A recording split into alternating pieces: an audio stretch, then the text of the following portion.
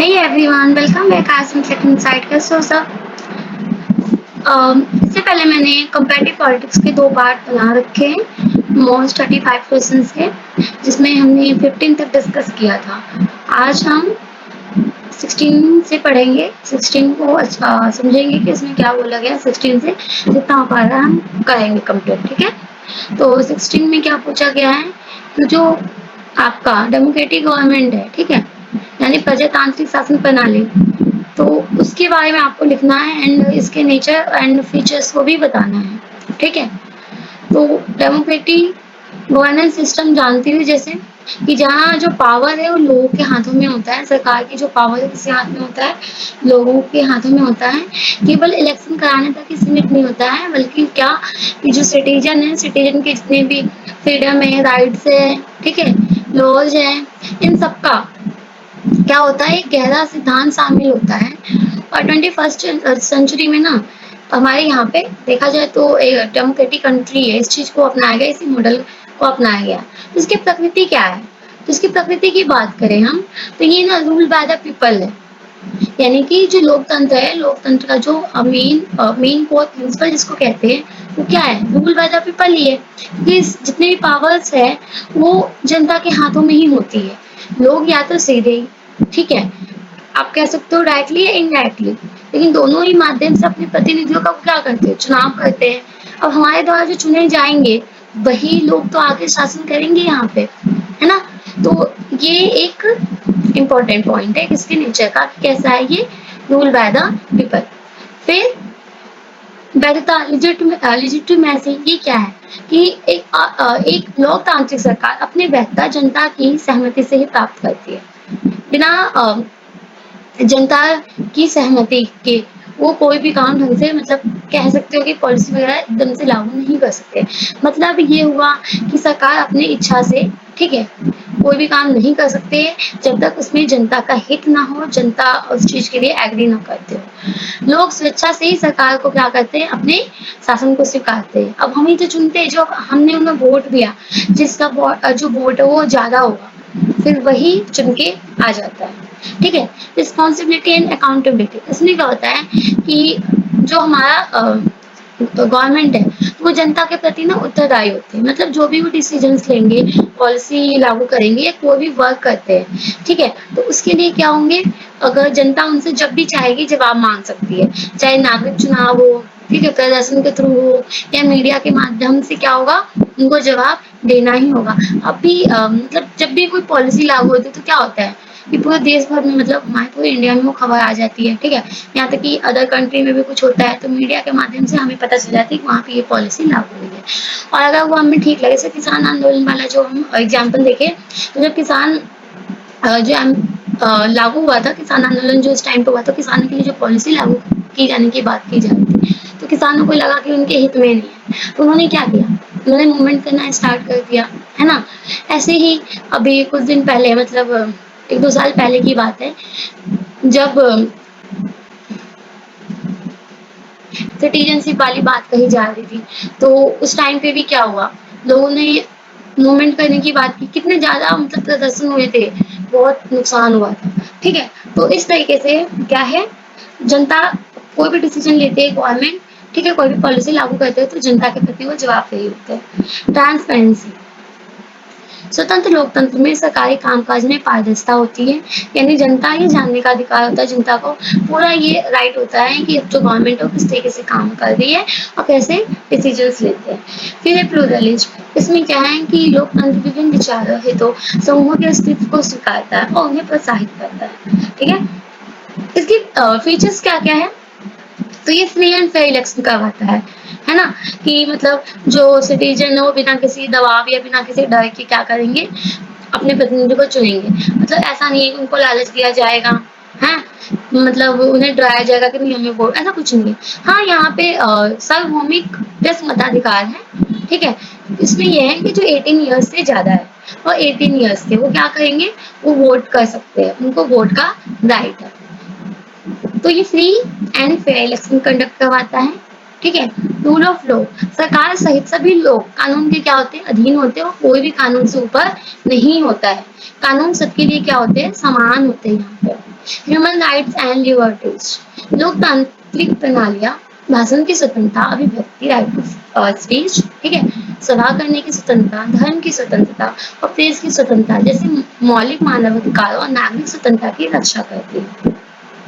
Multi party system भी है हमारे यहाँ पे, ठीक है, कि एक साथ जो राजनीतिक दल होते हैं वो सत्ता के लिए प्रतिस्पर्धा करते हैं। अब ऐसा नहीं है कि हमारे बस एक ही पार्टी है, हम उसी को चुन, नहीं, यहाँ पे मल्टी पार्टी है, बहुत सारे पार्टी हो, जैसे कि देखो आम आदमी पार्टी हो गया, बीजेपी हो गया, कांग्रेस हो गया, तो ऐसे इस तरीके से बहुत सारी पार्टियां हैं, ठीक है। मेन जो है आई थिंक 6 है, मेन जो नेशनल लेवल की बात करें तो उसमें 6 है, और वैसे देखा जाए तो क्षेत्रीय और छोटे मोटे बहुत सारी पार्टियां हैं। तो आपको जिसको मन करे उसको वोट दो, मतलब जिसके आप सपोर्ट करते हो या फिर जिसको आपको लगता है कि हाँ ये गवर्नमेंट आएगी तो काम करेगी, उसके अकॉर्डिंग क्या है आप वोट कर सकते हो। तो यहाँ पे बहुत सारी पार्टी आपके पास ऑपोजिशन में पार्टियां बहुत सारी होती है, तो अपने अकॉर्डिंग चूज कर सकते हो कि कौन सी पार्टी सही है, ठीक है। सबके अकॉर्डिंग अपना अपना होता है। सेपरेशन ऑफ पावर हमारे यहाँ पे डेमोक्रेटिक सिस्टम है, जिसमें क्या है कि पावर का भी क्या है सेपरेशन हो रखा है, यानी सबसे ऊपर फिर उसके नीचे फिर उसके नीचे, ठीक है। जैसे यहाँ पे एग्जीक्यूटिव, जुडिशरी, लेजिस्लेटिव, इन सबके बीच में क्या है पावर का डिस्ट्रीब्यूशन हो रखा है, सेपरेशन कर रखा है, ताकि इन तीनों के बीच में बैलेंस बना रहे और एक दूसरे पे निगरानी करे प्रॉपर। तो इस तरीके से क्या है पावर का सेपरेशन है। अगर हम बात करें सरकार की जो शक्ति है विधायिका, जिसको बोलते हैं लेजिस्लेटिव, तो वो क्या करते हैं, वो कानून बनाते हैं, लेकिन कार्यपालिका जो एग्जीक्यूटिव उसको उस कानून को क्या करते हैं लागू करते हैं। वहीं पे जो न्यायपालिका ये कानून की व्याख्या करती है कि जो कानून आपने बनाया है और जो लागू करने वाली है, ठीक है, एग्जीक्यूटिव के द्वारा जो लागू किया जाएगा, तो क्या ये दोनों ही ठीक है, क्या ये दोनों न्यायपूर्ण है कि नहीं, तो ये क्या करते हैं कानून की व्याख्या करते हैं, और ये तीनों एक दूसरे पे कंट्रोल करके रखते हैं ताकि कोई भी अपने पावर का मिसयूज ना करे। तो इसको ना नियंत्रण एवं संतुलन की व्यवस्था भी कहा जाता है। फिर है role of civil society. Role of civil society में क्या है कि एक मजबूत और सतत नागरिक समाज में चाहे वो गैर सरकारी संगठन हो, हित समूह, मीडिया, ये सभी क्या करते हैं कि इम्पोर्टेंट रोल प्ले करते हैं। माइनॉरिटी के भी राइट्स यहाँ पे दी गए, यहाँ पे ना हमारे यहाँ पे एक सच्चा लोकतंत्र न केवल बहुमत के शासन का सम्मान करता है, बल्कि जो भी माइनॉरिटीज है उनके अधिकारों के, उनके हितों की भी क्या करता है रक्षा करता है। हमारे यहाँ पे इंडिपेंडेंट मीडिया भी है, कि जो मीडिया है यानी प्रेस की स्वतंत्रता कहा जाए तो ये लोकतंत्र समाज के लिए बहुत ही महत्वपूर्ण है, और एक स्वतंत्र मीडिया सरकार की निगरानी करता है, जनता को सूचित करता है कि जो गवर्नमेंट है वो क्या डिसीजन ले रही है, उनकी अप्रोचेस क्या है, वो सामने लेके आता है। तो इंडिपेंडेंट मीडिया की भी बात की जाती है, ठीक है। नेक्स्ट क्वेश्चन है मैक्स वेबर के नौकरशाही के आदर्श रूप का वर्णन कीजिए। जो मैक्स वेबर है ना, तो मैक्स वेबर का जो ब्यूरोक्रेसी है उसके बारे में पूछा जा रहा है यहाँ पे, ब्यूरोक्रेसी के बारे में, ठीक है। तो मैक्स वेबर की बात करें तो ये बहुत फेमस जर्मन समाजशास्त्री थे, और नौकरशाही क्या जो नौकरशाही है ब्यूरोक्रेसी को उन्होंने आधुनिक राज्य के प्रशासन के सबसे कुशल और तर्कसंगत के रूप में वर्णित किया है। उन्होंने नौकरशाही को क्या बोला, नौकरशाही का एक आदर्श यानी कि आइडियल टाइप प्रस्तुत किया, और उसमें ये बोला गया कि ये जो है ये दर्शाता है कि कुशल नौकरशाही यानी कि जो ये ब्यूरोक्रेसी है वो कैसी होनी चाहिए, ठीक है। और इनके कुछ सिद्धांत मॉडल वगैरह दिए गए। चलो हम इसको ना इसकी जो हमारे आइडियल टाइप है ब्यूरोक्रेसी का उसको हम पढ़ते हैं, वो क्या है। पहला हायरार्की ऑफ अथॉरिटी, इसमें बोला गया कि नौकरशाही का एक पिरामिड संरचना व्यवस्थित होना चाहिए। जो नौकरशाही है ना, जो आपका ये ब्यूरोक्रेसी है उसका एक पिरामिड स्ट्रक्चर होना चाहिए, जहाँ पे देखो प्रत्येक निचले पद पे बैठा व्यक्ति अपने ठीक ऊपर वाले अधिकारी की नियंत्रण और प्रवचन में काम करता। उनके कहने का मतलब ये था कि इस तरीके से पिरामिड वाला स्ट्रक्चर होना चाहिए, ठीक है। ऐसे इस तरीके से पिरामिड वाला स्ट्रक्चर होना चाहिए, और जो प्रत्येक निचला पद है मतलब कि ये वाला, ये जो 3 स्ट्रक्चर है ना, ठीक है, ये वाला जो है ये क्या करेगा, ये जो 2 है ऊपर के जो 2 ये पार्ट है, एक ये और एक ये, तो इन दोनों पे क्या करेगा ये कंट्रोल करेगा, और ये कैसे काम करते हैं इसको भी ये क्या करेगा देखेगा, कंट्रोल करेगा कि हाँ ये प्रॉपर ठीक से काम कर रहे हैं कि नहीं कर रहे। और आदेश ऊपर से नीचे की ओर जाते हैं, जवाबदेही नीचे से ऊपर की ओर जाती है। जो आदेश है वो क्या होगा ऊपर से नीचे की ओर, मतलब इस तरीके से टॉप टू बॉटम अप्रोच होगा। और जवाबदेही की बात करें तो ये क्या होगा नीचे से ऊपर की ओर होगा। ठीक है, इनके अनुसार ये बोला गया था कि हायरार्की ऑफ अथॉरिटी ऐसा होना चाहिए। फिर नियम और प्रक्रियाओं का शासन। नौकरशाही का संचालन व्यक्तिगत विवेक या भावनाओं की वजह स्पष्ट लिखित नियम और प्रक्रियाओं के एक समूह द्वारा होता है, और ये सभी नियम जो है, ये जो नियम है ये सभी के लिए समान रूप से लागू होते हैं और ये सुनिश्चित करते हैं कि कार्य सुसंगत हो रहे हैं, ठीक है, कि नहीं हो रहे, अनुमानित तरीके से हो रहे हैं कि नहीं हो रहे। इम्पर्सनैलिटी, इसमें क्या है कि जो ब्यूरोक्रेसी है, ब्यूरोक्रेसी में अधिकारों को व्यक्तिगत भावनाओं, पक्षपात, पसंद नापसंद के बिना नियमों के अनुसार काम करना चाहिए। यहाँ नहीं देखना है, ठीक है, पसंद है नहीं है, कुछ नहीं, हमें क्या, हमें अपने नियम के अकॉर्डिंग वर्क करना है। उसके बाद निर्णय व्यक्तिगत संबंधों की बजाय किस पे लेना चाहिए, वस्तुनिष्ठ मानदंडों पर आधारित होना चाहिए। डिवीजन ऑफ लेयर, यहाँ कार्य का क्या है, विभाजन किया जाना चाहिए कि प्रत्येक कर्मचारी जो है एक विशेष कार्य, ये कार्यों का जो समूह है वो उसको सौंपा जाता है। विशेषज्ञता और दक्षता को बढ़ावा देना चाहिए, ठीक है। Requirement based on the technical competence, इसमें बोला गया कि कर्मचारियों का चयन ना उनकी योग्यता, कौशल, अनुभव के आधार पर होता है, ना कि किस पे, व्यक्तिगत संबंध या राजनीतिक संरक्षण के आधार पर। इनमें बोला गया कि जिसके अंदर जितनी काबिलियत है ना उसके आधार पर करो। इसके साथ रिटर्न रिकॉर्ड, इसमें ये भी बोला गया कि रिटर्न रिकॉर्ड होना चाहिए, इससे क्या होता है, ट्रांसपेरेंसी आती है। And full time and salary officer, bureaucracy पूर्ण कालिक कर्मचारी होते हैं जिन्हें एक निश्चित वेतन मिलता है, उनका करियर संगठन के भीतर होता है, ये पद के स्वामी नहीं होते बल्कि उन्हें सौंपा गया कर्तव्य होता है। तो बीबर का मानना था कि विशेषताएं यही था कि नौकरशाही को ना किसी भी अन्य प्रशासनिक प्रणाली की तुलना में अधिक कुशलता, संगत और सटीक बनाती है। इसके विश्लेषण की बात करें, एनालाइज करें, तो इसमें नौकरशाही की भूमिका अक्सर व्यवहार के आदर्श कारक से भिन्न होती है और इसमें सकारात्मक कुछ नकारात्मक दोनों ही भूमिका हमें देखने को मिलती है। पहला है, अगर सकारात्मक की बात करें पॉजिटिव रोल्स की, तो राष्ट्र निर्माण और राज्य निर्माण, nation building and state building. स्वतंत्रता के बाद, ठीक है, नवगठित राष्ट्रों में नौकरशाही ने कानून और व्यवस्था बनाए रखने, एक एकीकृत प्रशासनिक ढांचा स्थापित करने और विभिन्न जातीय शाही समूह को एक राष्ट्रीय पहचान के तहत लाने में महत्वपूर्ण भूमिका निभाई। इसने राष्ट्रीयकरण के लिए आवश्यक संस्थागत नींव प्रदान किया। इकोनॉमिक डेवलपमेंट प्लान, कई विकासशील देशों ने मिश्रित व्यवस्था के या केंद्रीय योजना को अपनाया, जहां ब्यूरोक्रेसी ने आर्थिक नीतियों को तैयार करने और सार्वजनिक क्षेत्र के उद्योगों को चलाने और विकास योजनाओं को लागू करने में केंद्रीय भूमिका निभाई। इसने क्या क्या किया, सड़क, बिजली, रोड बनवाए, बिजली, सिंचाई, इन सब का निर्माण किया। जो सामाजिक सेवाएं जैसे हेल्थ, एजुकेशन, इसमें भी इन्होंने हेल्प किया। स्टेबिलिटी एंड कंटिन्यूटी, इसमें क्या था कि जैसे बार बार ना सरकार बदलते हैं, तख्ता पलट होता है, तो उसके बावजूद भी जो ब्यूरोक्रेसी है वो क्या है, अक्सर ये प्रशासन में अपना निरंतरता और स्थिरता प्रदान करती है, स्टेबल रहती है और ये कंटिन्यू वर्क करते हैं। ये नीतियों के कार्यान्वयन और बुनियादी सेवाओं के वितरण को सूचित करते हैं कि भले राजनीतिक नेतृत्व बदल जाए, ठीक है। उसके बाद है नॉलेज एंड एक्सपर्टीज, जो नौकरशाही है, नौकरशाही के पास ना एक विशेष एजुकेशन, नहीं, टेक्नोलॉजी, ठीक है, टेक्नोलॉजी और नॉलेज, और इसके साथ ही संस्थागत स्मृति होती है जो सरकार को सूचित निर्णय लेने में मदद करती है। इसके अलावा कुछ इसके नेगेटिव है, क्या है, नेगेटिव रोल्स क्या है, चैलेंजेस क्या है।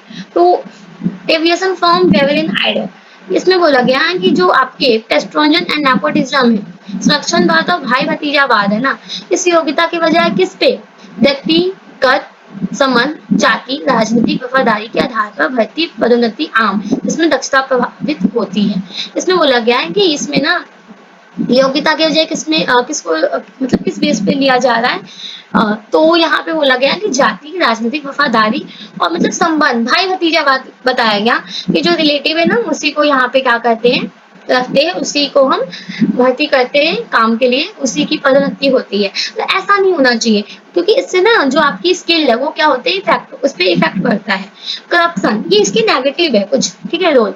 करप्शन, पेपर की अव्यक्तिकता के विपरीत जो विकासशील समाजों में नौकरशाही अक्सर क्या, भ्रष्टाचार, रिश्वतखोरी और निजी लाभ के लिए सार्वजनिक संसाधनों का दुरुपयोग से ग्रस्त होती है।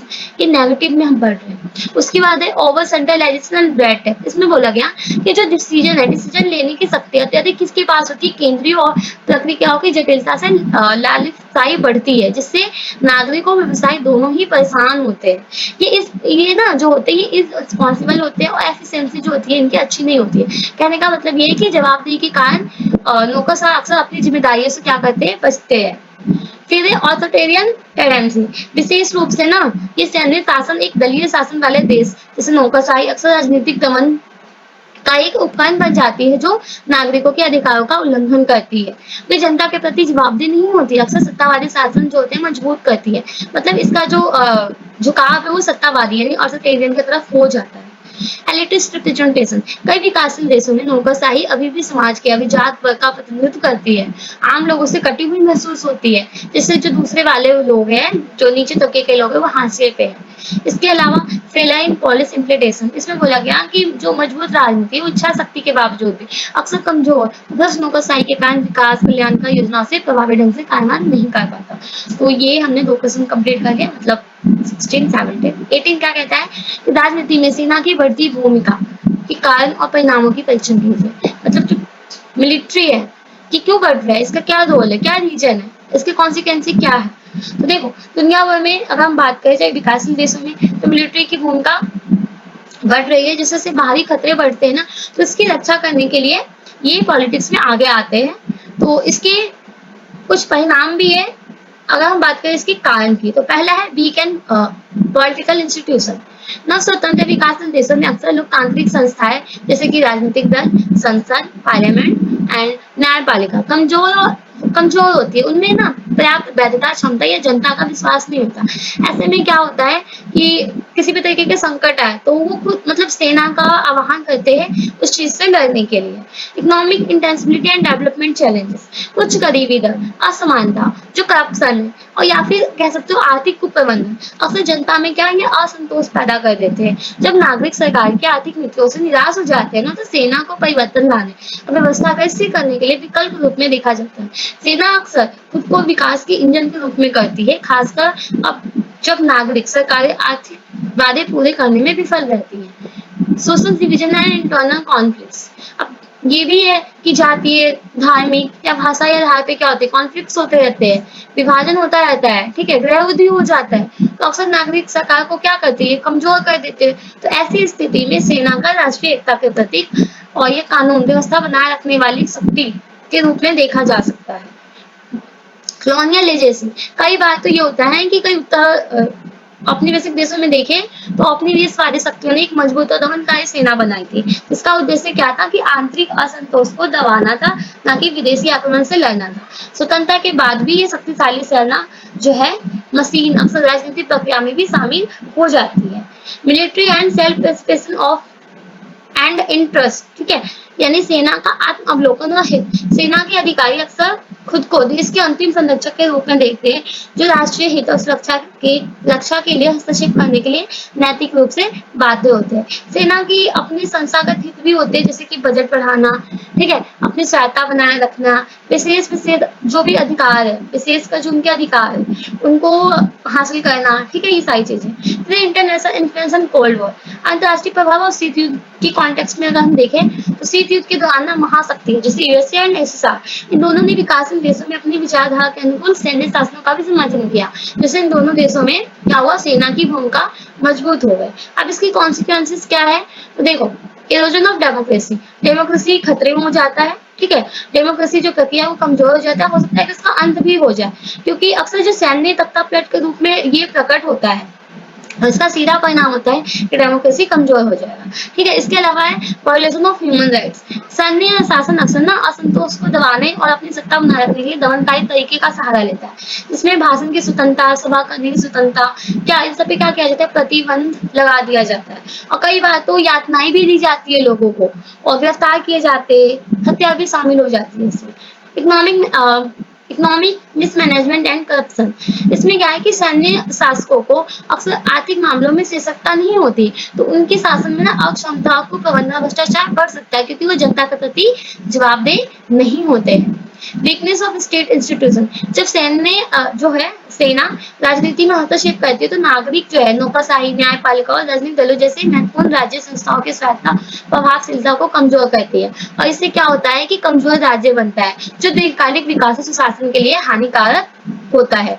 सामाजिक और राजनीतिक अस्थिरता, सैन्य शासन अक्सर क्या करता है, राजनीतिक चक्र को जन्म देता है, एक अस्थिर राजनीतिक चक्र को जन्म देता है, यानी कि ये ना इनस्टेबिलिटी होती है, जहां तख्तापलट दूसरे को जन्म दे सकता है। तो इस तरीके से इसका कुछ नेगेटिव इम्पैक्ट है, जैसे कि जब सेना राष्ट्रीय सुरक्षा है, राष्ट्रीय सुरक्षा पर इसके नेगेटिव प्रभाव पड़ते हैं। जैसे जब सेना राजनीति में अत्यधिक शामिल हो जाती है तो उसका ध्यान प्राथमिक कर्तव्य की ओर से हट जाता है। दूसरा, इम्पैक्ट ऑन एक्सटर्नल रिलेशन की बात करें तो सेना जो है, ठीक है, सैन्य शासन वाले देशों को अक्सर अंतर्राष्ट्रीय समुदाय से निंदा और प्रतिबंधों का ही सामना करना पड़ता है, जिससे क्या उनके जो देश है, उनके जो विदेशी संबंध है और आर्थिक सहायता वो क्या होता है, इफेक्ट उस पर पड़ता है। नेक्स्ट है फेडरलिज्म। फेडरलिज्म क्या है, और संघीय व्यवस्था के विभिन्न प्रतिमान, उसके जो अलग अलग प्रतिमान है उसको हमें बताना है, ठीक है। तो फेडरलिज्म की बात करो तो एक ऐसी प्रणाली होती है जहाँ पे ना जो पावर है वो सेंटर गवर्नमेंट एंड उसके जो अलग अलग जैसे एरियाज हो गए, ठीक है, रीजन हो गए, तो उसके बीचों में बांटा जाता है, पावर का सेपरेशन किया जाता है यहाँ पे। जहाँ पे एक नॉर्मल लैंग्वेज में बोला जाए, नॉर्मल डेफिनेशन में, तो हम ये कह सकते हैं कि सरकार की ऐसी प्रणाली जहाँ शक्ति को केंद्रीय सरकार और विभिन्न क्षेत्रीय सरकार, जैसे कि उसमें हो जाएगा आपका स्टेट एंड यूनियन टेरिटरी, ठीक है, इन सब के बीच में संवैधानिक रूप से विभाजित किया जाता है। मतलब ये कि दोनों ही स्तर की सरकारें अपने अपने अधिकार क्षेत्रों में स्वतंत्र रूप से कार्य कर सकते हैं और एक दूसरे के अधीन नहीं होते। तो ये एक ऐसी व्यवस्था है जिसमें जो विविधता वाले बड़े देश और एकता और स्थानीय सत्ता के बीच में संतुलन बनाने का प्रयास करती है। ये जो सिस्टम है ये हमारे इंडिया में भी है, ठीक है, यूएसए में भी, कनाडा, जर्मनी, ऑस्ट्रेलिया, ये सारे क्या है, फेडरलिज्म के एक एग्जाम्पल है, ठीक है। तो आई होप ये क्लियर हो गया कि फेडरलिज्म क्या है। इसमें क्या होता है, शक्तियों का दोहरा वितरण होता है, यानी दो से मतलब दो या दो से अधिक लेवल पे क्या किया जाता है, सेपरेशन किया जाता है पावर का, चाहे वो सेंट्रल गवर्नमेंट और अन्य रीजन क्षेत्र में क्यों ना हो। ये संवैधानिक प्रावधान है, ठीक है। संविधान में स्पष्ट रूप से लिखा जाता है कि किसी भी स्तर की सरकार अकेले इस विभाजन को बदल नहीं सकती है, ठीक है। इंडिपेंडेंट जुडिशंस होते हैं, इसमें ये होता है कि जो केंद्रीय और क्षेत्रीय दोनों सरकार के पास ना अपने अपने कुछ क्षेत्र दिए जाते हैं, ठीक है, विशेष क्षेत्र दिए जाते हैं, उन पे उन्हें क्या करना होता है, अपना डिसीजन लेना होता है, ठीक है। जैसे कि यहाँ पे रक्षा, विदेश मामले केंद्र के पास, ठीक है, केंद्र के पास, शिक्षा, स्वास्थ्य राज्य के पास। यहाँ पे ये बोला गया है कि जो जैसे आपका सिक्योरिटी या फिर किस तरीके का जो विदेश मामले है, जो हाई लेवल के मामले होते हैं ना, वो होते हैं सेंट्रल गवर्नमेंट के पास, उसका डिसीजन वही लेता है। और जैसे शिक्षा, स्वास्थ्य जो राज्यों के पास होते हैं, जो राज्यों के अंदर क्या सही क्या नहीं मतलब होना चाहिए वो राज्यों के पास होती है। बट हाँ, अगर इन दोनों में कुछ भी हो जाए कॉन्फ्लिक्ट, तो लेकिन जो बेस्ट होगा, अगर किसी हित में है किसी चीज, जैसे कि नेशनल लेवल तक उसका इफेक्ट पड़ना है, ठीक है, तो ऐसे कंडीशन में जो है वो सेंट्रल गवर्नमेंट ही डिसीजन लेती है। इंडिपेंडेंट जुडिशियरी, इसमें क्या है कि स्वतंत्र न्यायपालिका, जैसे कि सर्वोच्च न्यायालय होती है, जो केंद्र राज्य के बीच के जो आपसे में होने वाले जो मुद्दे होते हैं ना उसको सुलझाते हैं। अब इन दोनों में अगर कॉन्फ्लिक्ट हो गया तो कौन जाएगा सुलझाने, तो उसके लिए सुप्रीम कोर्ट है, ठीक है। हाँ, संवाद का जो मूल्य विचार है वो क्या, विविधता वाले जो बड़े देश है उससे केंद्र सरकार लोगों की जरूरतों को पूरा नहीं कर सकती, इसलिए क्या स्थानीय स्तर पर सहायता आवश्यक है, जबकि एक साथ मिलकर राष्ट्रीय एकता भी बनाए रखी जा सके। देखो अब इतना बड़ा सा देश है, ठीक है, अब कोई एक सेंट्रल गवर्नमेंट तो डिसीजन ले ही नहीं सकती। अब उनको कैसे पता, जैसे कि देखो हमारे यहाँ पे कितने हैं, 28 तो नॉर्मल स्टेट है, फिर यूनियन टेरिटरी है। अब हमारी जो केंद्र सरकार है वो तो सब में अब सबकी हितों को तो नहीं समझ सकते, क्योंकि हर स्टेट की लैंग्वेज अलग है, हर स्टेट का अपना अलग नीड है, ठीक है। तो इस कंडीशन में क्या किया गया, पावर का सेपरेशन कर दिया गया कि ठीक है, स्टेट लेवल पे तुम देखो, सेंट्रल लेवल पे मैं देखता हूँ, है ना। तो इस तरीके से स्टेट लेवल पे जो भी उनकी नीड है, जो भी उनकी आवश्यकता है, उनको वो स्टेट गवर्नमेंट फुलफिल करती है, right. Different pattern methods, models of federal system, तो अलग अलग क्या मॉडल्स है, पैटर्न क्या है, यहाँ पे जो फेडरल सिस्टम है इसका क्या है। तो पहला है कॉमिंग टुगेदर फेडरलिज्म, इसमें ये है कि इस प्रकार के संघों में ना स्वतंत्र राज्य से अच्छा से एक बड़ी इकाई बनाने के लिए साथ आते हैं, ताकि उनकी जो सामूहिक सुरक्षा वो बढ़ाई जा सके, बड़े बाजार का क्या करे वो भी फायदा उठा सके। इसमें राज्यों को आमतौर पर केंद्र सरकार के मुकाबले अधिक स्वायत्ता और शक्ति बनाए रखने की प्रवृत्ति होती है, जैसे आपका USA, Switzerland, Australia. Holding together federation, इसमें क्या है कि एक बड़ा विविध देश अपने आर्थिक विविधता जैसे कि जातीय भाषाई क्षेत्रीय को संयोजित करने के लिए शक्ति और केंद्रीय सरकार की घटक इकाई को सौंपने का कार्य यहाँ पे करते हैं, मतलब डिसीजन लेते हैं। ठीक है, तो इसमें ना केंद्रीय सरकार जो है, सेंट्रल गवर्नमेंट है, आमतौर पर अधिक शक्तिशाली होते हैं और इसके जो घटक इकाई को दी गई सत्ता देश की एकता को ध्यान में रखकर तय की जाती है, जैसे कि भारत, स्पेन, बेल्जियम।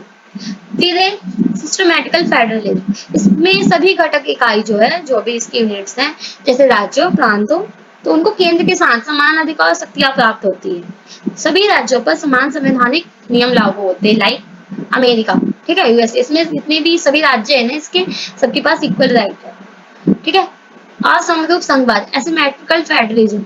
इसमें घटकों को असमान अधिकार शक्तियां प्राप्त होती है, कुछ राज्यों को तो दूसरी तुलना में विशेष दर्जा या अधिक सहायता दी जाती है, अक्सर उनकी अनोखी संस्कृति और ऐतिहासिक भाषाई पहचान को भी मान्यता देने के लिए। तो इसमें भारत हो गया, जैसे कि पहले था इसको विशेष दर्जा दिया गया था, बट अब इसको खत्म कर दिया गया। तो इसमें कहने का मतलब ये है कि वैसे दे तो जाती है सबको समान शक्तियां, लेकिन कुछ कंडीशन में इसमें ना कुछ इकाई, कुछ यूनिट, कुछ स्टेट्स होते हैं, तो उनको ज्यादा ही पावर दिया जाता है। उसकी कुछ जैसे कि उसके अंदर कुछ यूनिक कल्चर सिस्टम हो, उनकी लैंग्वेज हो, तो किसी न किसी अकॉर्डिंग से वो डिफरेंट हो, तो उनको ज्यादा यहाँ पे सहायता दी जाती है, उनको ज्यादा दर्जा दिया जाता है। ठीक है, जैसे पहले जम्मू कश्मीर को दिया गया था, बट अभी खत्म कर दिया गया। राज्यों को विशेष प्रावधान दिया गया था, वही पूर्वोत्तर राज्यों को कुछ विशेष प्रावधान है, अभी भी है। कनाडा में किसको, क्यूबेक को भाषाई और सांस्कृतिक आधार पर विशेष प्रावधान मिला हुआ है। Major trends in federal system, इसकी कुछ ट्रेंड क्या है, तो केंद्रीय की प्रवृत्ति है। ठीक है, हम स्टार्टिंग से पढ़ते आ रहे हैं कि कई संघीय प्रणाली में जो केंद्रीय सरकार की शक्ति है वो धीरे धीरे बढ़ी है, खास करके जो आर्थिक विकास, राष्ट्रीय सुरक्षा, कल्याणकारी नीति है इसमें। और ग्लोबलाइजेशन की बात, इसको कुछ चुनौतियों का भी निपटने का, मतलब जैसे कि टेररिज्म हो गया, क्लाइमेट चेंज हो गया, तो इससे निपटने के लिए भी इनको थोड़ा मजबूत बनाने की आवश्यकता महसूस हुई। एग्जीक्यूटिव फेडरलिज्म है, ठीक है, चैलेंजेस इन फिस्कल फेडरलिज्म। इसमें क्या है कि केंद्र और राज्यों के बीच ना राजस्व के बंटवारे और वित्तीय सहायता को लेकर लगाव क्या होता है, मतलब लगातार क्या होता है, तनाव होता रहता है इसको, टैक्स को लेके एंड जो वित्तीय सहायता है। तो इन दोनों टॉपिक पे, इन्होंने में क्या होता है, कॉन्फ्लिक्ट होता रहता है। राज्य अक्सर वित्तीय संसाधनों के लिए केंद्र पर अपनी निर्भरता कम करने की मांग करता रहता है। इंटर रीजनल डिस्पैरिटीज है, ठीक है। इसके अलावा rise of identity and based politics से पहचान आधारित राजनीति का उदय हो रहा है, ठीक है, जो अक्सर संघीय व्यवस्था, उसके भीतर की जो सहायता है, यहाँ तक कि अलगाव की भी मांग करता है। फिर है कॉपरेटिव फेडरलिज्म, कॉम्पिटिटिव फेडरलिज्म की ओर, मतलब यहाँ पे बोला गया है कि जो कॉपरेटिव फेडरलिज्म है, ये किससे किसमें चेंज हो गया, कॉम्पैरेटिव में हो गया, कॉम्पिटिटिव फेडरलिज्म में चेंज हो गया। पहले संवादवाद को ना अक्सर राज्य के बीच सहयोगात्मक संबंध के रूप में देखा जाता था, बट आर्थिक विकास और निवेश को आकर्षित करने के लिए राज्य के भीतर प्रतिस्पर्धा बढ़ गई है और इसे अब प्रतिस्पर्धी संवाद कहा जाता है। ठीक है, नेक्स्ट क्वेश्चन है 20, राजनीतिक दलों की प्रकृति और भूमिका का परीक्षण कीजिए, डुबर के वर्गीकरण की व्याख्या कीजिए। मतलब यहाँ पे जो है एक हमारे राजनीतिज्ञ है, उनके सिद्धांत को भी यहाँ पे हमें बताना है। तो जो पॉलिटिकल पार्टीज है, ठीक है, आधुनिक लोकतंत्र के अनिवार्य घटक है। ये कौन, पॉलिटिकल पार्टी, ये ऐसे संगठित समूह होते हैं जो समान विचारधारा साझा करते हैं, चुनाव लड़ते हैं और सरकार बनाने या प्रभावित करने का प्रयास करते हैं। इनका कार्य केवल सत्ता हासिल करना नहीं होता, बल्कि जनता और सरकार के बीच एक पुल का भी काम करता है। तो एक काफी फेमस जाने माने कौन है, समाजशास्त्री है, ठीक है, इन्होंने राजनीतिक दलों का, पॉलिटिकल पार्टी के ढांचा को समझाया है, तो उसको समझने में यहाँ पे दिखते हैं। तो पहले राजनीतिक दल जो है उसकी प्रकृति की बात करें तो संगठित समूह होता है। मतलब राजनीतिक दल असंगठित भी नहीं, बल्कि औपचारिक रूप से क्या है, संरक्षित समूह होते हैं, जिसमें जिनके सदस्य होते हैं, एक पदानुक्रम होता है और एक विशिष्ट नियम प्रक्रिया होती है। समान विचारधारा, अधिकांश दलों की साझा विचारधारा सिद्धांतों का समूह होता है जो उनके लक्ष्यों नीतियों को निर्देशित करता है। चुनाव लड़ना, इसमें क्या है कि दलों का प्राथमिक उद्देश्य क्या है, चुनाव करवाना, चुनाव में उम्मीदवार को खड़ा करना और जीतना, यही तो होता है मेन उद्देश्य। सत्ता हासिल करने के लक्ष्य होते हैं, ठीक है। सार्वजनिक हितों का दावा, इसमें ये दावा किया जा दिया, इसमें जो राजनीतिक दल है अक्सर ये दावा करते हैं किसी विशेष वर्ग या समूह के हितों की बजाय पूरे समाज का क्या करेंगे, कल्याण करेंगे, जबकि ऐसा तो होता नहीं है। राष्ट्रीय हित का प्रतिनिधित्व, यानी राष्ट्रीय एकता और अखंडता को बनाए रखेंगे, तो इस तरीके से भी वो दावा करते हैं। अब इसकी भूमिका क्या है, राजनीतिक दलों की भूमिका क्या है, तो रिप्रेजेंटेशन, यानी कि समाज के जो विभिन्न वर्ग है, हित है, ठीक है, तो उसके प्रतिनिधित्व करना, तो जनता की मांगों को सुनना, मतलब पूरा करना, ठीक है, और उसकी शिकायतों को सरकार तक पहुंचाते हैं। इंटरेस्ट एग्रीगेशन एग्रीगेशन हितों का एकीकरण, समाज के कई छोटे छोटे बिखरे हुए जो हित होते हैं, दल इन विभिन्न हितों को साझा कार्यक्रम या नीति में एकीकृत करते हैं, जिससे सरकार का जो डिसीजन है वो लेना आसान हो जाता है। पॉलिटिकल सोशलाइजेशन, ठीक है, पॉलिसी फॉर्मुलेशन यानी जनता की जरूरतों के हिसाब से क्या करते हैं, पॉलिसी बनाते हैं। इलेक्शन मैनेज करते हैं कि जो उम्मीदवार का चयन है तो उसके टाइम पे मतलब प्रॉपर तरीके से वोट हो रहा है कि नहीं हो रहा है, चुनावी प्रक्रिया है वो सुचारू रूप से वर्क कर रही है कि नहीं कर रही है। फॉर्मेशन ऑफ गवर्नमेंट, मतलब चुनाव जीतने वाला जो दल है, गठबंधन सरकार बनाता है, दल ही कार्यप्रणाली और जो विधायिका इन पदों पे भी कब्जा करते हैं। रोल ऑफ ऑपोजिशन, ये भी एक इम्पोर्टेंट होता है कि हारने वाला दल क्या करता है, ऑपोजिशन का रोल प्ले करता है। एंसरिंग अकाउंटेबिलिटी, जो दल है, दल जनता के प्रति क्या होते हैं, जवाबदेही होते हैं, खास करके क्या चुनाव के समय तो बिल्कुल ही होते हैं।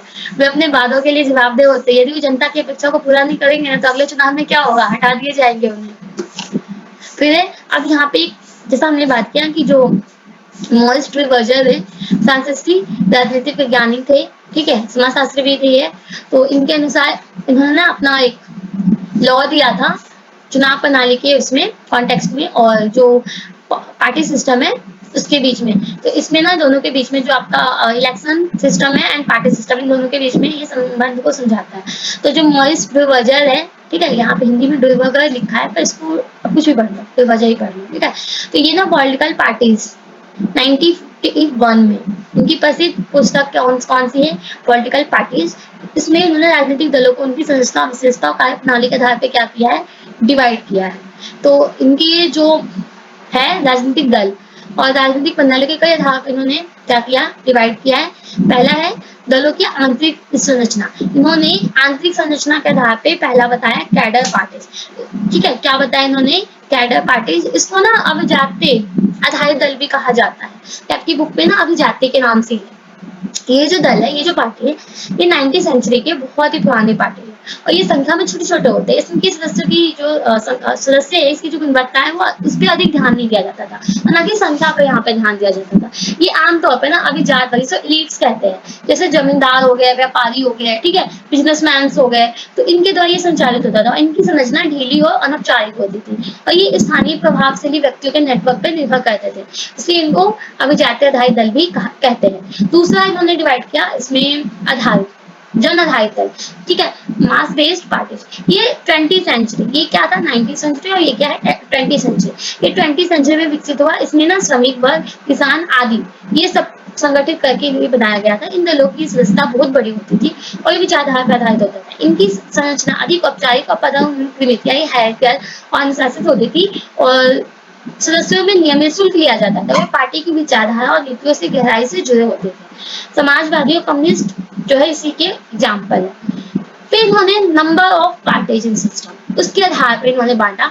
तो उसके बेस पे जब बांटा तो one party, two party and multi party. One party जिसमें एक पार्टी होती है, ठीक है, जिसको हम इसमें ना वो आ जाते हैं टोटलिटेरियन, जो अधिनायकवादी सिस्टम है ना वो इसी से कनेक्ट हो जाता है, ठीक है, जहाँ पे सिर्फ एक ही पार्टी होती है, सामने वाले का कोई ऑप्शन नहीं होता है कि हम किसी और को वोट करें, एक ही पार्टी हो। द्विदलीय प्रणाली, इसमें क्या होता है कि इसमें दो प्रमुख राजनीतिक दल होते हैं, सत्ता के लिए प्रतिस्पर्धा करते हैं, आप जिसको मन है चुन लो, ठीक है।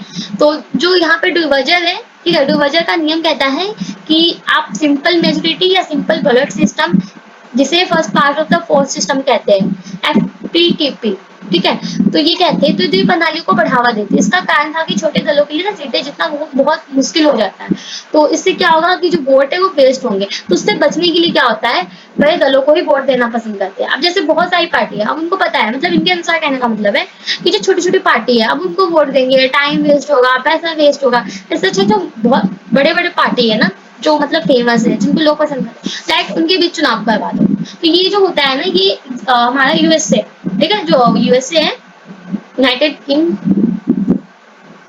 किंगडम, उसमें और यूएसए में, दोनों में, मतलब संयुक्त राज्य अमेरिका और यूनाइटेड किंगडम दोनों में क्या है, ये वाली पार्टी जो है two system party, two party system है, इसको फॉलो किया जाता है।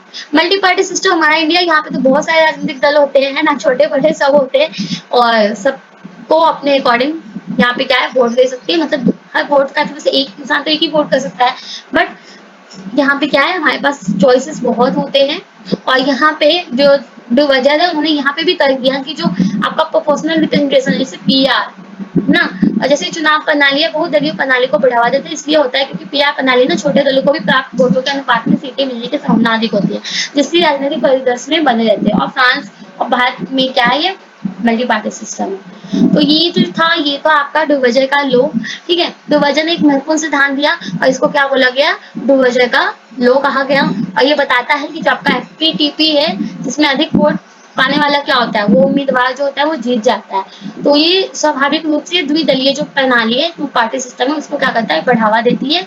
इसके विपरीत जो आपका प्रोपोर्शनल रिप्रेजेंटेशन है, ये बहुदलीय प्रणाली को प्रोत्साहित करती है, ठीक है। तो इस तरीके से 20% हो गया कंप्लीट। एंड 21 है हित वध समूह और दबाव समूह के बीच में अंतर स्पष्ट कीजिए। जो आपका इंटरेस्ट ग्रुप है और जो प्रेशर ग्रुप है, इन दोनों के बीच में क्या है, आपको डिफरेंस बताना है। तो इन दोनों शब्दों को ना अक्सर एक दूसरे के स्थान पर उपयोग किया जाता है, उनके बीच कुछ है, एक डिफरेंसेस है जो काफी इंपॉर्टेंट है, ठीक है। अगर हम बात करें यहाँ पे इन दोनों में क्या डिफरेंस है, तो दोनों शब्दों का जो मूल विचार ये है कि किसी चीजों का प्रतिनिधित्व करते हैं, लेकिन उनके कार्य करने के तरीके में क्या है, थोड़े से डिफरेंसेस है। अगर हम हितबद्ध समूह की बात करें, इंटरेस्ट ग्रुप की बात करें, तो इसका मतलब ये है कि समूह उन लोगों का अनौपचारिक या औपचारिक समूह होता है जिनका साझा हित चिंताएं होती है। वे समान लक्ष्यों या पहचान को साझा करने वाले लोगों का प्रतिनिधित्व करते हैं। इनकी कार्यप्रणाली क्या है, इसका जो प्राथमिकता है, उद्देश्य जो प्राथमिक उद्देश्य हुई है कि सदस्य के हितों को बढ़ावा देना, उनकी रक्षा करना, सीधे तौर पे ना राजनीतिक सत्ता हासिल करनी या सरकारों के सीधे दबाव डालने पर हमेशा केंद्रित नहीं होता। वे जागरूकता बढ़ाने, सूचना प्रसारित करने, सदस्यों के लिए सेवा प्रदान करने पर अधिक ध्यान केंद्रित करता है, ठीक है। एग्जाम्पल जैसे डॉक्टर, एडवोकेट, शिक्षक, टीचर्स, ये जैसे जो पेशेवर संघ है जो अपने सदस्यों के पेशेवर हितों की रक्षा करते हैं। पर्यावरणवादी एक समूह जो पर्यावरण की रक्षा करते हैं, ठीक है। किसी विशेष उद्योग का संघ वो अपने लिए काम करेगा। तो कहने का मतलब ये है कि ये जो समूह है ये उन लोगों का है जो अनौपचारिक या अनौपचारिक समूह होता है, वो अपने फील्ड में सोचता है, ठीक है। राजनीतिक संलग्नता, वे राजनीतिक रूप से सक्रिय हो सकते हैं, लेकिन इसका जो प्राथमिक ध्यान होगा वो सरकार की नीतियों को सीधे प्रभावित करने की वजह क्या होगा, अपने सदस्यों के हितों के लिए जानकारी और समर्थन जुटाने को होता है। वहीं पे हम प्रेशर ग्रुप की बात करें, इसका जो मतलब होता है, ये जो समूह है, दबाव समूह जो है, ये एक प्रकार का हितवत समूह ही है, लेकिन ये विशेष रूप से सरकार की नीतियों को प्रभावित करने और अपने उद्देश्यों को प्राप्त करने के लिए राजनीतिक प्रणाली पर दबाव डालने के लिए सक्रिय होता है। इसका जो काम होता है वो प्राथमिक जो है उद्देश्य वो यही होता है कि जो सार्वजनिक नीति है, पब्लिक पॉलिसी है, कानून और सरकारी जो निर्णय है उसको अपने सदस्यों के हितों के अनुसार ढालना। इसके लिए लॉबिंग, विरोध प्रदर्शन, मीडिया अभियान, चुनाव समर्थन, विरोध जैसे तरीकों का ये उपयोग करते हैं। अब एग्जाम्पल देखें तो किसान संघ जो सरकार से फसल के लिए बेहतर मूल्य की मांग कर रहा है। उद्योग की लॉबी की बात करें तो जो किसी विशेष विनियमन को बदलने की मांग कर रहा है। छात्र की बात करें तो अपनी शिक्षा नीति को बदलने की बात किया जा रहा है, चेंज करने की बात किया जा रहा है। श्रमिक संघ की बात करें तो अपनी क्या वेतन वृद्धि की बात कर रहे हैं, ठीक है। तो इस तरीके से अब इस दोनों में अंतर क्या है, इन दोनों में ना हम शॉर्ट में रहेंगे तो जो सभी दबाव समूह जो है वो हित समूह ही होते हैं, क्योंकि उनके ना साझा हित होते हैं, लेकिन सभी हितबद्ध समूह जो है वो दबाव समूह नहीं होते। हितबद्ध समूह व्यापक अवधारणा है, जबकि जो दबाव समूह है उसका एक विशिष्ट उप प्रकार है जो कि सक्रिय रूप से राजनीतिक दबाव डालता है। इसके भूमिका क्या है इनकी, कुछ पॉजिटिव है कुछ तो नेगेटिव है। तो इसमें क्या है, पहला है प्रतिनिधित्व और हित एकीकरण, यानी ये कि जो समाज में जो अलग अलग लोग हैं जो हाशिए पे है, हितों और विचार का प्रतिनिधित्व करते हैं, वो जो है जिन्हें राजनीतिक दल शायद अनदेखा कर दे, तो जो बिखरे हुए व्यक्ति हितों को इकट्ठा करके उन्हें संगठित आवाज देते हैं, जिसमें सरकार के लिए उन्हें सुनना आसान हो जाता है, ठीक है। अब सरकार को जानकारी प्रदान करना, इसमें क्या है कि दबाव समूह अक्सर नीति निर्माताओं को उनके जो मुद्दे हैं, इशूज है, उस पर मूल्यवान और विशिष्ट जानकारी प्रदान करते हैं, जिसमें विशेषज्ञ होते हैं। ये जानकारी बेहतर अधिक प्रभावी बनाने में मदद कर सकते हैं। फिर है उत्तरदायित्व और निगरानी, ये समूह सरकार की नीतियों और कार्य को निगरानी करती है, उनकी आलोचना करते हैं, उन्हें जनता के प्रति जवाबदेह ठहराते हैं। राजनीतिक, सामाजिक और भागीदारी, इसमें क्या है कि सभी नागरिक को राजनीति पर जो प्रक्रिया है उसमें भाग लेने के लिए प्रोत्साहित करते हैं, उन्हें राजनीतिक मुद्दों के बारे में शिक्षित करते हैं। बैलेंस ऑफ पावर, पावर का क्या होता है, बैलेंस किया जाता है यहाँ पे एक दूसरे के लिए, चाहे वो गवर्नमेंट के बीच में हो, तो उनको पावर को बैलेंस के लिए बढ़ावा दिया जाता है। फिर नेगेटिव रोल्स क्या है, अनइक्वल इन्फ्लुएंस, असमान प्रभाव पड़ता है, क्योंकि देखो सभी जो दबाव समूह है, सभी दबाव समूह के पास ना सरकार को प्रभावित करने के लिए समान क्षमता नहीं होती। आर्थिक रूप से शक्तिशाली समूह जैसे कि बड़े उद्योग हो गए, अक्सर गरीब संगठित समूह की तुलना में उस पर अधिक प्रभाव नहीं डलता, ठीक है। क्योंकि देखो बड़े लोग हैं, उनके पास पैसे है, वो कुछ भी बोले तो सरकार उनकी बात सुनती है, लेकिन जो गरीब लोग हैं उनकी बात को तो दबाया जाता है ना, तो असमान प्रभाव पड़ता है, ठीक है। रिजर्वेशन ऑफ नैरो इंटरेस्ट, ये समूह अक्सर केवल अपने सदस्यों के विशिष्ट और संकीर्ण हितों पर ध्यान केंद्रित करते हैं, ना कि पूरे समाज पे, और समाज के जो व्यापक हित है उस पर नहीं करते। लोकतांत्रिक प्रक्रियाओं को विकृत करना, डिस्टॉर्टिंग करना, कुछ जो दबाव समूह अवैध और अनैतिक साधनों जैसे कि रिश्वतखोरी, अत्यधिक लॉबिंग, अनाधिकृत दान का उपयोग कर सकते हैं ताकि वो अपनी मांग को पूरा करवा सके, जिससे लोकतांत्रिक प्रक्रिया क्या होती है, दूषित होता है। कहने का मतलब ये है कि धन बल का अत्यधिक उपयोग करते हैं, अस्थिरता औद्योगिकरण हो जाता है इससे, जवाबदेही में कमी आती है, राजनीतिक दल विपरीत, राजनीतिक दल के विपरीत अगर बात करें तो जो दबाव समूह में सीधे चुनाव नहीं लड़ते, इसलिए वो सीधे तौर पर जनता के प्रति जवाबदेह नहीं होते, उनके लिए जो निर्णय है, जो कार्य की निगरानी अक्सर कम होते हैं। नेक्स्ट है मानव विकास से आप क्या समझते हैं, मानव विकास क्या, ह्यूमन डेवलपमेंट क्या है, ठीक है। तो इसमें विकासशील देशों में मानव विकास की प्रमुख प्रवृत्ति और चिंताओं का वर्णन कीजिए। मानव विकास वाला क्वेश्चन शायद हमने पहले भी किया है, इससे पहले, कि जो विकास है वो अलग अलग होता है, ये भी आपका इम्पोर्टेंट बन सकता है, ठीक है। तो जब डेवलपमेंट की बात करें तो केवल आर्थिक वृद्धि नहीं है, जैसे कि सकल घरेलू उत्पाद जीडीपी में वृद्धि मापा जाता है। हालांकि मानव विकास की अवधारणा की बात करें तो ये इसका जो दृष्टिकोण है कई आगे, मानव विकास का अर्थ है लोगों की जो विकल्प है उसका क्या करना, विस्तार करना, उनकी क्षमताओं को बढ़ाना और उनके जीवन को बेहतर बनाना, ताकि वे अपने जीवन का क्या करे, आनंद ले सके, रचनात्मक और उत्पादक जीवन जी सके। यह आर्थिक विकास को साधन मानता है, लक्ष्य नहीं मानता। मानव विकास की अवधारणा को पहली बार कब 1990 में 1990 में मानव विकास रिपोर्ट में प्रमुखता पे पेश किया गया। इसका मूल विचार क्या था कि विकल्पों का क्या करना है, विस्तार करना है, जो चॉइस है उसको क्या करना है, चॉइस को एक्सपेंड करना है, कैपेबिलिटी को बढ़ाना है, एंड जो डिग्निटी एंड जो सेल्फ रिस्पेक्ट है, ठीक है, इनको क्या करना है, जैसे हमारी जो डिग्निटी है ये सुनिश्चित करना कि जो लोग है, लोगों की जो डिग्निटी है, ठीक है, उसके साथ साथ जो उनका सेल्फ रिस्पेक्ट है वो उनके साथ लोग अपना जीवन यापन करें। पीपल सेंट्रिक हो, विकास का जो केंद्र है, ठीक है, विकास का केंद्र बिंदु लोग होना चाहिए, ना कि केवल आर्थिक उत्पादन होना चाहिए। विकास जो मानव विकास है, मानव विकास की 3 घटक बताए गए। मानव विकास के लिए 3 महत्वपूर्ण क्षेत्र की पहचान की गई। पहला कि दीर्घ और स्वस्थ जीवन, मतलब आपकी जो लाइफ है, ठीक है, जन्म का समय प्रत्यक्ष द्वारा मापा जाता है, आपकी लाइफ लॉन्ग होनी चाहिए, ज्ञान तक पहुंच होनी चाहिए सबकी, मतलब सभी लोगों को एजुकेशन मिलना चाहिए, एक डिसेंट स्टैंडर्ड ऑफ लिविंग, मतलब एक प्रति व्यक्ति सकल राष्ट्रीय आय द्वारा मापा जाता है, मतलब ये 3 जो है सभ्य जीवन स्तर होना चाहिए लोगों का। तो इस तरीके से ही बोला गया कि 3 तरीके से, ठीक है। विकासशील देशों में मानव विकास की जो प्रमुख ट्रेंड्स है वो कौन से, मेजर ट्रेंड्स कौन से हैं, तो कुल मिलाकर प्रगति यानी ओवरऑल प्रोग्रेस होना चाहिए। मतलब पिछले कुछ दशकों में अधिकांश विकासशील देशों में मानव विकास के सूचकांक उल्लेखनीय सुधार हुआ है, जीवन प्रतिरक्षा बढ़ी है, बाल मृत्यु दर में कमी आई और शिक्षा बहुत लोगों तक पहुंची है, ठीक है। शिक्षा में वृद्धि होनी चाहिए, इंप्रूवमेंट होना चाहिए हेल्थ कंडीशन में, कि जो भी बीमारियां वगैरह आ रही है, या फिर जैसे कि कोई बच्चा पैदा हुआ तो उन्हें प्रॉपर पोलियो का, खसरे का, जो भी उनका टीकाकरण है वो सब हो रहा है कि नहीं हो रहा है, ठीक है। जो मातृ है यानी कि जो मदर बनती है, यानी जो बच्चा है उनके स्वास्थ्य में सुधार, क्योंकि पहले ना बहुत सारे ऐसे थे कंडीशंस कि बच्चा पैदा होते ही क्या होता है, उसकी डेथ हो जाती थी, बाल मृत्यु दर जो थे वो बढ़ रहे थे, बट अब उसमें क्या है, कमी हुई है। गरीबी को कम करना है, ठीक है, और डिजिटल खाई से निपटना है, जैसे मोबाइल फोन और इंटरनेट, उनकी पहुंच तेजी से वृद्धि हो, जिससे सूचना और संचार तक लोगों को जो पहुंच थी वो भी बढ़ गई है। चिंताओं के प्रमुख क्षेत्र, कोर एरिया ऑफ कंसर्न, अब इसमें ना जैसे कि कुछ पॉजिटिव इम्पैक्ट के बाद विकासशील देशों में मानव विकास के साथ कई चिंताएं भी बढ़ रही है।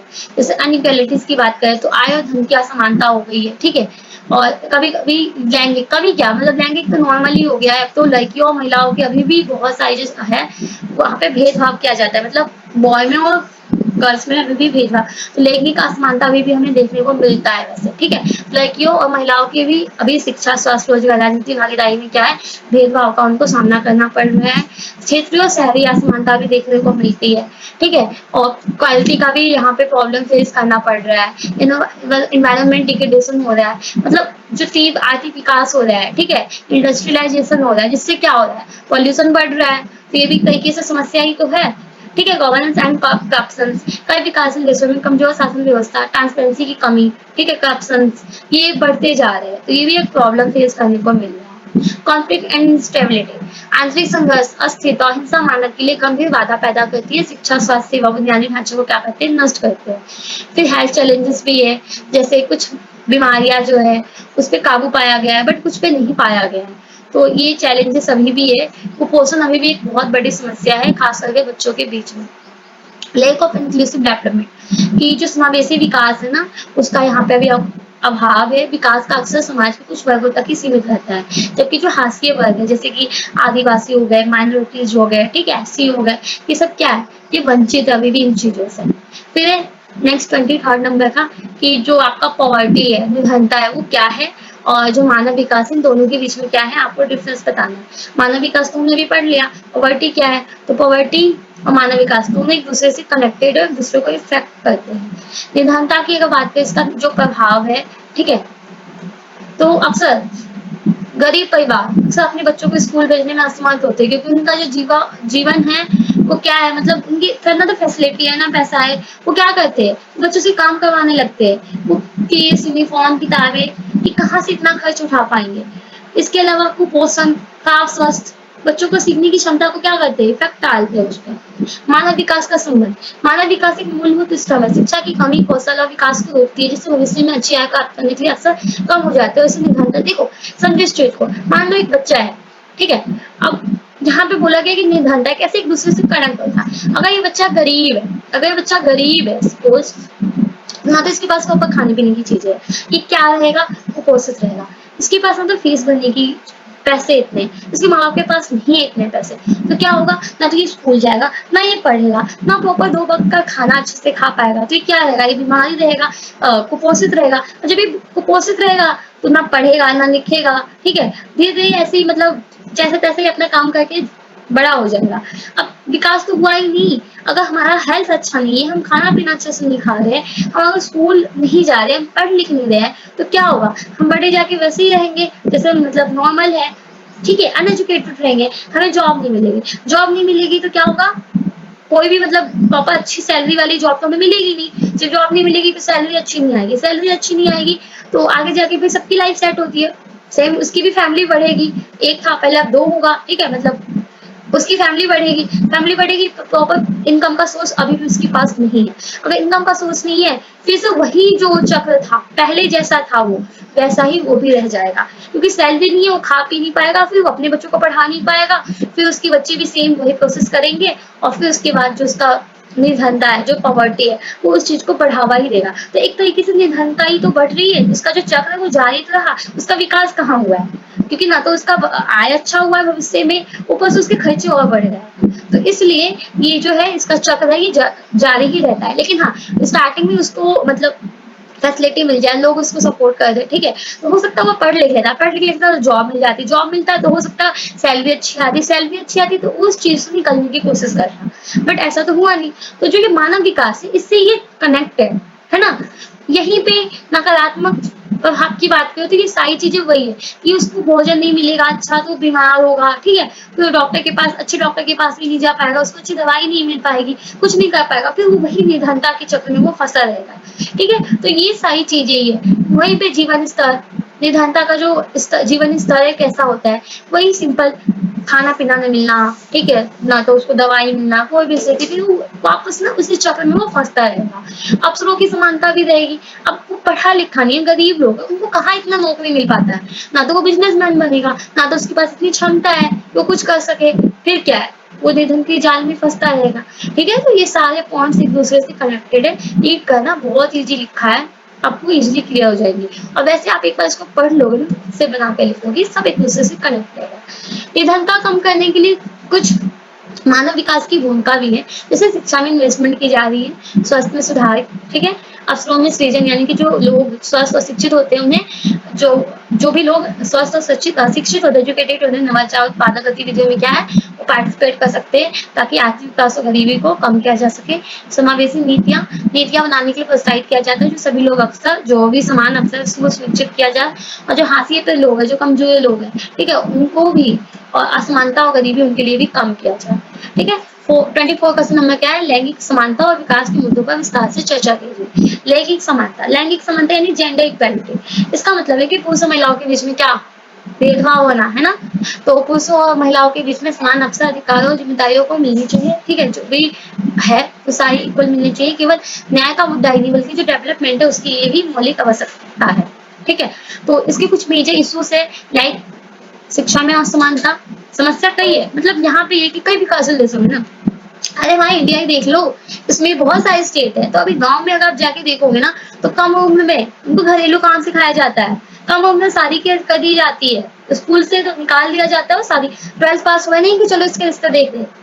इट्स अ ट्रू, हाँ बात कड़वी है बट ये सच है, मैंने खुद देखे बहुत सारे ऐसे रियल एग्जाम्पल देखे कि आफ्टर 12th आफ्टर 10th उनके रिश्ते पक्के कर दिए जाते हैं और पढ़ने नहीं दिया जाता। तो अभी भी यहाँ पे क्या है, असमानता है, ठीक है। लड़कों की तुलना में स्कूल जाने या उस शिक्षा प्राप्त करने का क्या है, लड़कियों को अवसर कम मिलते हैं। हाँ, जबकि उनको इस चीज को समझना चाहिए कि जो लड़कियां है वो भी आजकल मतलब बहुत अच्छा कर रही है काम देश के लिए, क्योंकि वहाँ जो प्रेसिडेंट है खुद एक फीमेल है, बट वो अभी भी बहुत सारे जो लोग हैं इस चीज को नहीं मानते। तो इससे क्या है, विकास पे प्रभाव पड़ रहा है। शिक्षा की कमी से महिलाओं के कौशल और ज्ञान का विकास क्या हो रहा है, बाधित हो रहा है, उनकी रोजगार की क्षमता क्या होगी, कम होगी, और फिर वो गरीबी में फंसती रहेंगी। एक दूसरे से ये साइड कनेक्टेड है पॉइंट, ठीक है। स्वास्थ्य में असमानता, महिला और लड़कियों की अक्सर जो स्वास्थ्य सेवा है वो सीमित रहते हैं, लाइक पोषण, प्रजनन, स्वास्थ्य संबंधी चुनौतियां उनको आती रहती है।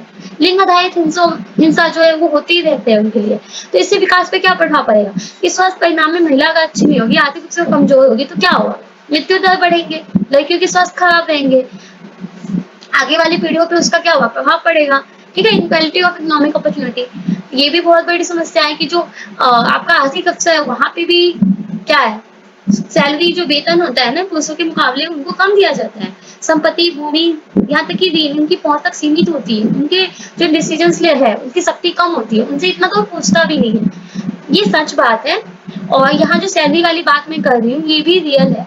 आप बहुत सारे जॉब में जाओ, वैसे तो हर जगह मिलते हैं, इक्वल मिलते हैं, बट बहुत सारे केसेस ऐसे हैं, बहुत सारे मतलब आप जाओगे ना आउट एरिया में, तो वहाँ पे जो जॉब करने वाले से कि आसपास गाँव के टाइप, तो वहाँ पे जहाँ पे पुरुष को ज्यादा सैलरी दी जा रही है उसकी तुलना में महिलाओं को कम सैलरी दी जाती है, ये कह के कि आप महिलाओं को करना पड़ता है इसलिए कि बाहर तो घर वाले जाने नहीं देंगे, घर के आसपास में जॉब मिल रहा है तो उन्हें करना पड़ता है, ठीक है। राजनीतिक भागीदारी निर्णय लेने में असमर्थ, यहाँ पे भी क्या है, जो आपके राजनीतिक डिसीजंस होते हैं, जो पॉलिटिकल डिसीजंस होते हैं, जो संसद, स्थानीय निकाय, इनके जो पद है इनके पदों पर पर्याप्त प्रतिनिधित्व नहीं होता।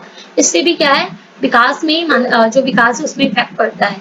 लिंग आधारित हिंसा होते रहते हैं, जैसे कि आपका देखो यहाँ पे सेक्सुअल हरासमेंट, ठीक है, जो आप घरेलू हिंसा है, डोमेस्टिक वायलेंस, मानव तस्करी, ठीक है, बाल विवाह, महिला जनाना विकृति, लाइक लिंग आधारित हिंसा के विभिन्न महिलाओं के मानवाधिकारों का क्या कहते हैं, उल्लंघन करते हैं, उनके ऊपर शारीरिक और मानसिक स्वास्थ्य पर भी गहरा नकारात्मक प्रभाव डालते हैं। तो महिलाओं को काम करने, शिक्षा प्राप्त करने, समाज में सक्रिय रूप से भाग लेने से ये रोकती है। जो हिंसा होती है ये प्रॉपर वो समाज में काम नहीं कर सकते, क्योंकि ताने ताने वाने भी बहुत सारे उनको मिलता है, तो इसलिए वो खुद को कमजोर महसूस करती है।